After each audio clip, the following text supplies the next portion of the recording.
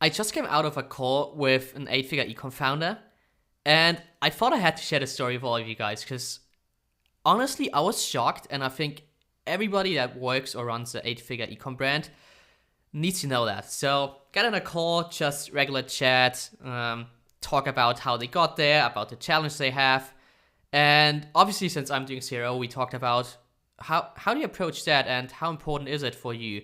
And he was like, well, next year it's going to be super important because if we want to scale, we need like way more efficiencies. And then when I asked him, well, do you actually know where your users are dropping off? He simply told me, no, not really. He was like, we're using Shopify to track our page visits, our conversion rate.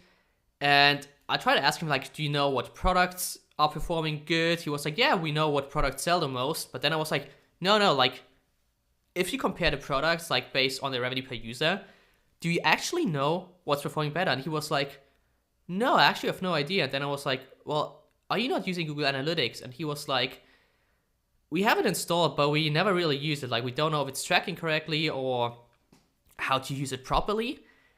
And just to give you a metaphor for how absurd that is, that companies that make 10 million plus a year, they're not using Google Analytics and they're not doing it. And it's like, just imagine you would be in charge of a supermarket that is doing 10 million a year. And the only thing you look at is like, at the end of the year, okay, how much revenue have you done and how many people have bought? But you haven't looked at anything like what products do people pick from the shelves? How do they pick? How can you change the way they go through it? And obviously, like in a real store, if you ever have looked in a supermarket, they have cameras everywhere. And that is to monitor and to check where people are running to figure out where should they place products. And the thing with having an online shop and being in a digital area, we like December 17th, 2024, people are still not using all the tools they have available. So I just really want to record this quick video to show every single body why you should always use Google Analytics, what you should use it for, and like some of the basic things you should do with Google Analytics. And I'm not going to do that in this video because I don't have too much time now. But probably within the next 2 or 3 weeks, I'm going to do like a full breakdown on how I analyze funnels and how I use Google Analytics. So if you have any questions, drop them to me in the comments. But for now, let me hop over to my Figma Jamboard. And maybe you know that logo. I just put it in there because some people might even not know that. But that is the Google Analytics logo. So the thing with Google Analytics, what you can do and what you should do if you have a shop. Like let's say you are having, I'm just going to take a screenshot from Snogs, from one of the brands we work with and one of the brands that we helped to grow to multiple 8 figures. They're gonna do around 75 million in revenue this year. So quite a big brand, but I think for this, I'm sorry, I just screenshotting it in a different tab. You sort of need to understand it. So like, for example, what do you want to do when you, first off, let's put that here. And if you really want to optimize your conversion rate, so the first thing you want to do with Google Analytics, you want to find out why people are not buying. So that is our primary goal that we have with Google Analytics. And usually that is measured with a metric called the conversion rate, like how many people are buying. Now, there's one other thing that most people are doing wrong at this point. They completely forget about something. I'm going to put it a little bit smaller. Something called the average order value. They simply, like most people, simply ignore it and think like, okay, if I'm going to fix my conversion rate, my average order value is going to be fixed as well. Not going to be the topic. Going to be a topic for a different video. So that is the main thing. And we can do that with the conversion rate. Now, when we are going onto an online shop, let's say Snogs, for example, the first thing people land on probably is something like the homepage. Then they might land on a collection page. Let me screenshot that as well really quick. So then we have that. Then the next thing, what we are gonna have is going to be our product page. Also going to screenshot that really quick for you guys.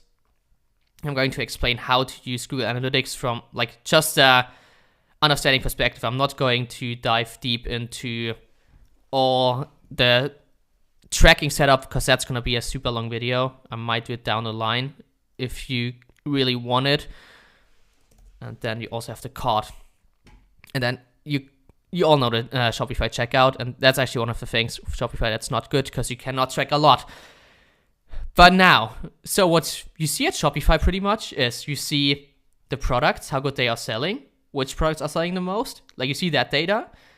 But then the most important, like actually interesting data, and what you use Google Analytics for would be, for example, when someone lands on the homepage, what can he do? He can click on that, he can click on that, he can click on that. Then if you open the menu, I'm just going to take another screenshot. There are so many options where people can click on. And in regular Shopify, you are not seeing where people click on. Like you simply do not get their data. Shopify is not built and set up in that way that you can see it. So what you do with Google Analytics essentially is you take more or less some tags and you put them on here. So like every time someone clicks on that, you then in your analytics see something like, okay, user has clicked on women or men or kids or children. And then he's like clicking somewhere off else. And the reason why you want to do that, why you want to use that in Google Analytics and why you want to analyze this, because then, for example, you can ask yourself questions. Well, what happens to the people, like for example, let's put it up here. What is the conversion rate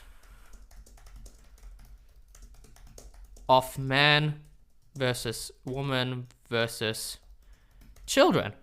And then you actually start getting like down into where users actually are struggling. Or like even if they open the menu, like let's say they only hover on here, like on woman or man, what happens? Like how is the conversion rate? And that is how you actually start figuring out where you lose your users. Not by the way, like not just looking at the sales data, be like, oh, we're selling a bunch of boxers, like these boxer shorts up here are the ones we sell the most compared to maybe these. Well, if you look in the Shopify data, like probably the product that's being sold the most is the product that has the most ad spend behind it. Now, that's not going to help you like fix the problem. Why are people not buying? So these small things, like where do people click? You simply can understand with Google Analytics. Then also, if it links to your collection page, you then can check, okay, what filters do they actually use? How did I sort it? Like, for example, what could happen, just drawing it in here, it could be a question like, how does the conversion rate change when people click a specific filter? And all these things you can do in Google Analytics, and like if you track it, then you can analyze it. But most people, they completely ignore Google Analytics. I don't know why. There is no reason to not track that. Of another really important thing that we also use quite often. If you go to the product page, if you have someone that's like good with analytics and doing stuff, these are things you should analyze. For example, how many people click on the reviews? How do they behave once they clicked on the reviews? Sometimes the reviews, like it actually, we've seen that. People click on the reviews, then they read them, and then they exit because the way your reviews are shown are actually bad for the decision-making process. So you want to track that. You want to track what colors do they click on, what happens after they click on the size guide. Because all these small things, they are revealing information about your customer. And you 100% should track that. And yeah, just to recap it, please use Google Analytics and not only use the Shopify data. If you are running a big e-commerce company, you need it. And it's like not a nice to have, it's a must have. You need to constantly be in your data, constantly be tagging and analyzing all these things to see where users are actually struggling. Because if you understand where users are struggling, you then can convert more users because you actually understand their problems. So yeah, I hope I could get in some clarity for some of the Shopify folks out there that might are not even aware how to use Google Analytics. I think that's like a very good top level overview. And if you have any specific questions about Google Analytics, please let me know, because that's like a challenge I set for myself So from today on December 17th, I sort of want to create one video every single day, around 10 minutes. It could be like sometimes even longer videos. So let me know what you want to see next. I mean, I can go very broad on zero and testing. Super excited. Put it in the comments, and yeah, hope the video helped you, and super excited for the next one.